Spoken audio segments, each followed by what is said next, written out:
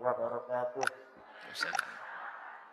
Allahumma sholli ala sayyidina Muhammad wa ala ali sayyidina Muhammad.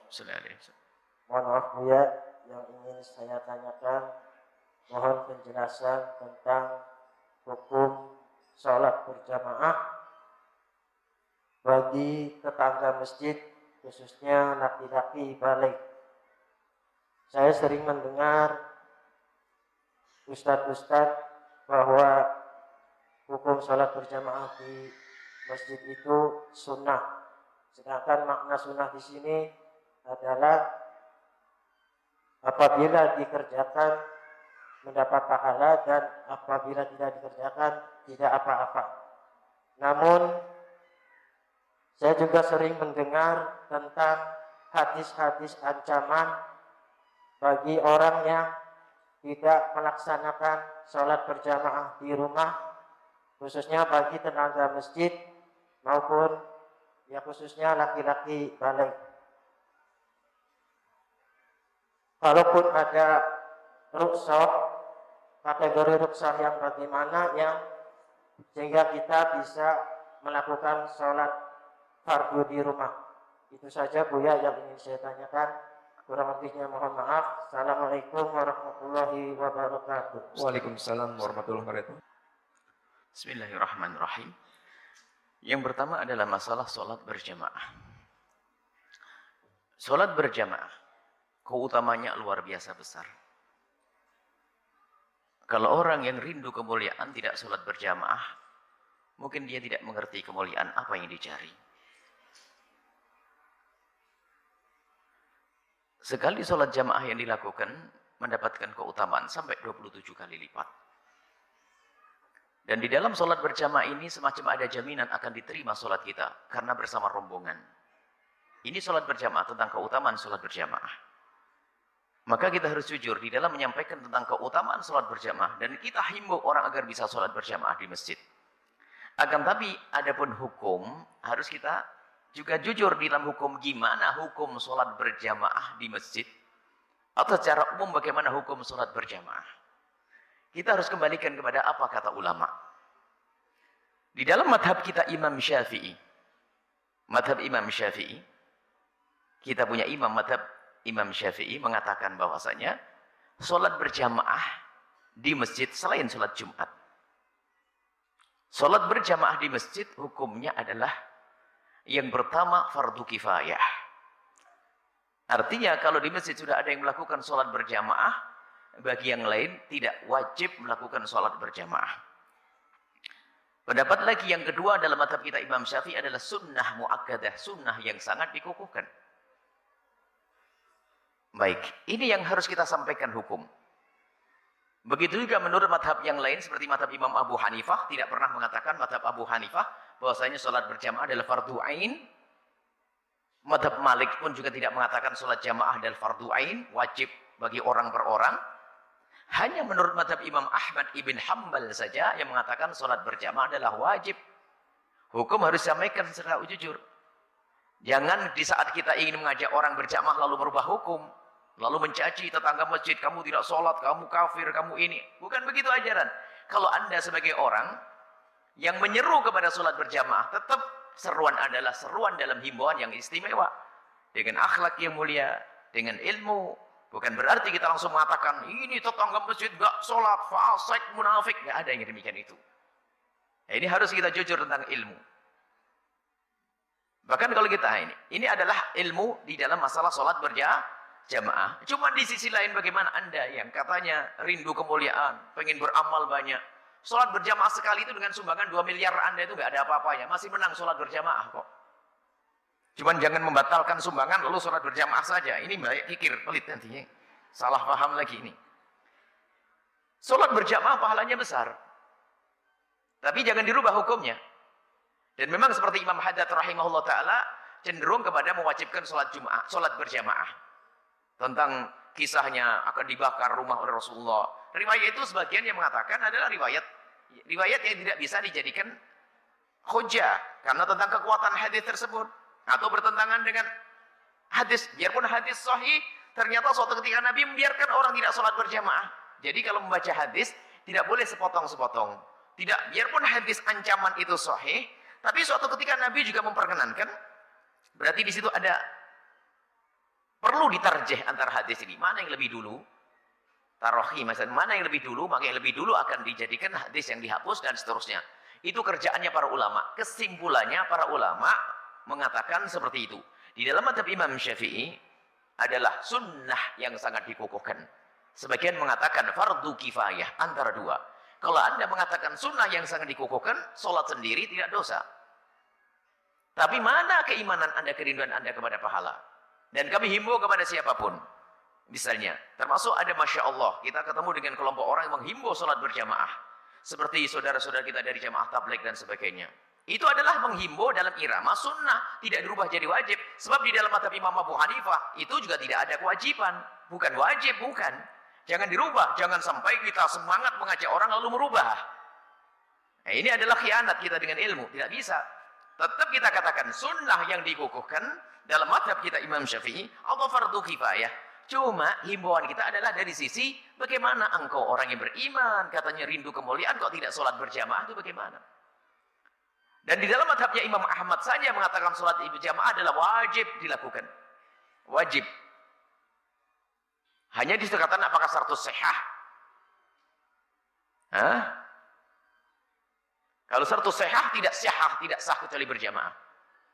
Atau syarat wujub artinya wajib saja.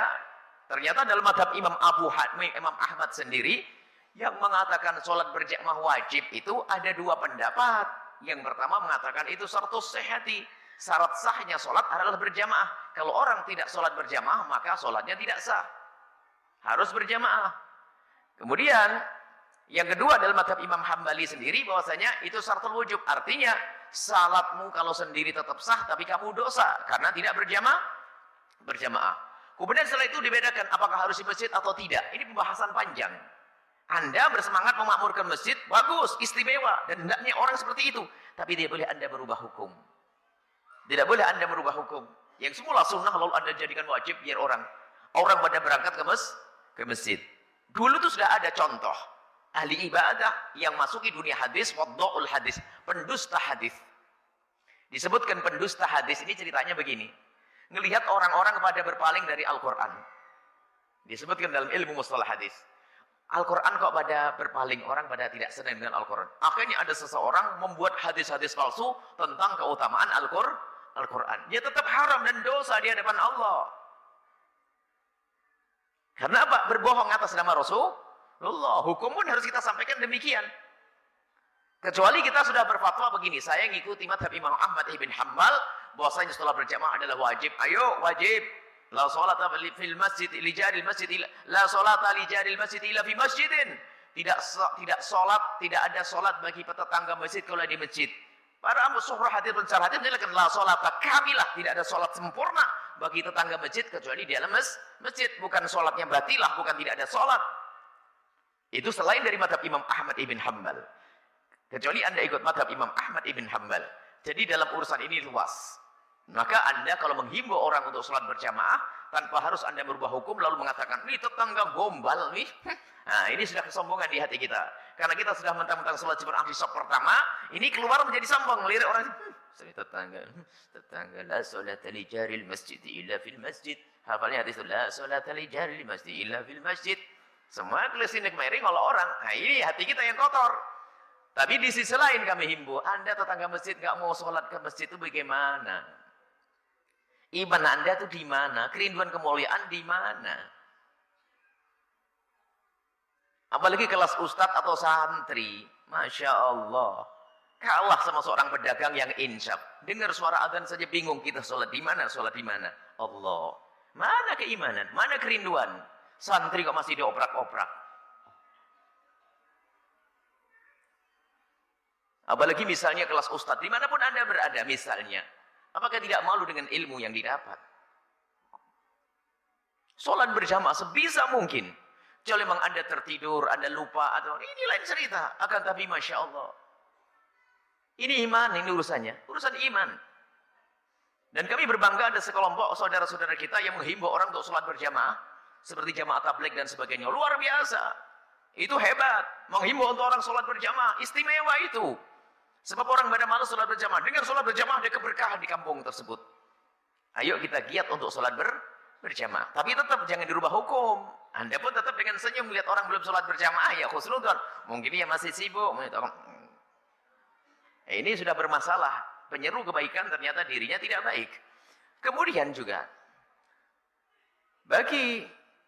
dan wanita pun juga sholat berjamaah di masjid juga bisa. Dengan syarat aman di tempat tersebut. Jangan seperti sebagian masjid perempuan nggak boleh datang ke situ. Lah ini salah lagi bablasan. Sisi lain, bukan kaum laki-laki saja yang disunnahkan itu. Yang disunnahkan adalah dikukuhkan juga itu bagi kaum wanita. Tentunya tempatnya tetap terhormat. Saya pernah masuk atau satu masjid nggak boleh perempuan di situ. Oh loh, nggak boleh perempuan. Wah ini serem banget ini. Perempuan nggak boleh masuk di situ. Lah kalau masjidnya kecil, musolanya kecil tidak terhormat, bolehlah. Perempuan tidak boleh masuk. Kalau masjidnya gede, ya dibiarkan kita tempat pojok yang menarik, tertutup rapat, rapi. Kemudian ada tempat wudhu yang khusus, barulah boleh. Kalau alasannya alasan syar'i misalnya, belum ada tempat wudhunya yang syar'i untuk wanita, belum ada tempat sholatnya yang tertutup buat wanita, maka boleh wanita kita halangi untuk ke masjid. Sebab Nabi sudah mengingatkan kepada orang akhir zaman yang bikin aneh-aneh itu. La tamna'u ima'akum 'anil masajidi. Jangan kau larang wanita-wanitamu itu masuk masjid. Langsung. Karena suatu ketika ada orang yang menghalangi perempuan masuk masjid. Tapi dibiarkan masuk mall. Ini kan bermasalah. Nah, ini makanya yang suka melarang masuk masjid harus pertimbangkan. Kalau memang di masjid tersebut, memang masjidnya kecil, belum disiapkan untuk wanita, wajar. Tapi masjidnya gede kok dilarang. Hanya salah pemahaman saja. Ya. Tapi di sisi lain, wanita yang mau berangkat ke masjid harus terhormat Anda. Tanggalkan dandananmu yang bikin pusing orang itu. Minyak wangi pun disimpan. Minyak wangi untuk suamimu saja. Harum di depan suami, walang sangit di depan orang nggak apa-apa. Jangan kebalik. Jadi tolong ini wanita, hendaknya dia kalau datang ke masjid pun harus dengan terhormat. Menjaga kehormatan seorang wanita. Kemudian, ini saya tambah sekalian. Nah ini, yang sudah sering sholat berjamaah rapi, apakah sudah benar-benar mencukupi ilmu sholat berjamaahnya? Yang suka ninggal istrinya di rumah itu. Ini kadang-kadang dia semangat sholat berjamaah, istrinya ditinggal di rumah. Baik. Apakah sudah sampai ilmu ini kepada Anda atau belum? Nah ini, kami sampaikan. Di dalam akidah kita, dalam fikih kita, ini disepakati oleh 4 madhab ya. I'adatus sholati bil jamaati. Mengulang sholat dengan berjamaah untuk nolong orang itu ada. Artinya begini, hei bapak-bapak yang sering sholat berjamaah itu. Yang rajin di masjid, jangan habis masjid ngobrol istrinya ketinggalan di rumah. Kalau Anda merasa punya istri, yang repot nggak merasa ini, pusing. Kalau Anda merasa punya istri, dan istri Anda dalam keadaan suci, yang sibuk dengan anak-anak Anda itu, jangan sampai dia tidak merasakan sholat berjamaah. Setelah Anda selesai sholat berjamaah, Anda pergi pulang ke rumah. Setelah sampai pulang ke rumah, Anda sholat dengan istri Anda mendapatkan keutamaan. Karena mengulang sholat berjamaah dengan berjamaah untuk menolong orang adalah sunnah. Menolong berjamaah. Ini ada 2 hadis Nabi. Yang pertama adalah kisahnya, ada 2 orang datang ke masjidnya Rasulullah. Sampai di masjidnya Rasulullah ini duduk, tidak sholat. Setelah Nabi Assalamualaikum salam, Nabi melihat orang ini kok duduk. Kenapa kamu tidak sholat? Waqad sholaina fi rihalina. Kami sudah sholat di rumah ya Rasulullah. Sudah sholat fardu di rumah. Nabi mengatakan, kalau seandainya kamu masuk masjid lalu kamu melakukan sholat berjamaah, lalu kamu sholat lagi, maka itu jadi sunnah untukmu. Tidak usah nongkrong, diem, karena saya sudah sholat. Dengan catatan yang kedua, dengan apalagi bagi orang yang sholat pertamanya sendiri, ketemu jamaah, hendaknya bergabung dengan sholat berjamaah.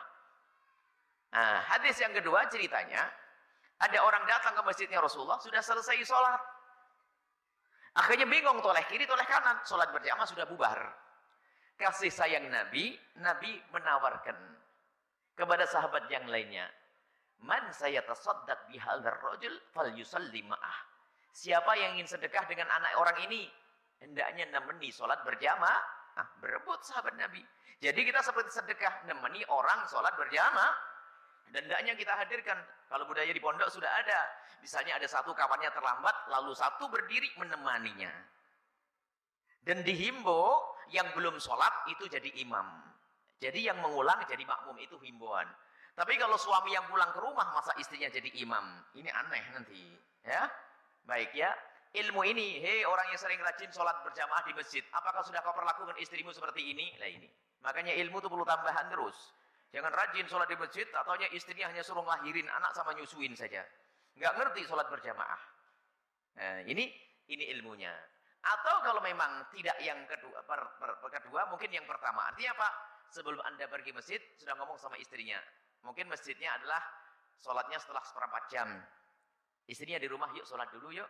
Sebelum pergi ke masjid. Setelah mendirikan istri, baru pergi ke masjid. Ini adalah pendidikan untuk sholat berjamaah. Dan berjanjilah Anda, jangan berani Anda sholat sendirian. Karena kalau sholat sendirian itu susah diterima. Dalam keadaan apapun, kalau Anda bisa ke masjid itu sangat utama. Jika ternyata Anda tidak bisa datang ke masjid karena satu hal, bukan karena Anda nganggur. Kalau Anda karena ada satu hal kesibukan, maka lakukan sholat berjamaah dengan siapapun yang ada di kiri kanan Anda. Dengan saudara dan kerabat, lakukan sholat berjamaah di rumah. Karena apa? Karena Anda punya udzur untuk pergi ke masjid. Baik, ini adalah hukum sholat berjamaah.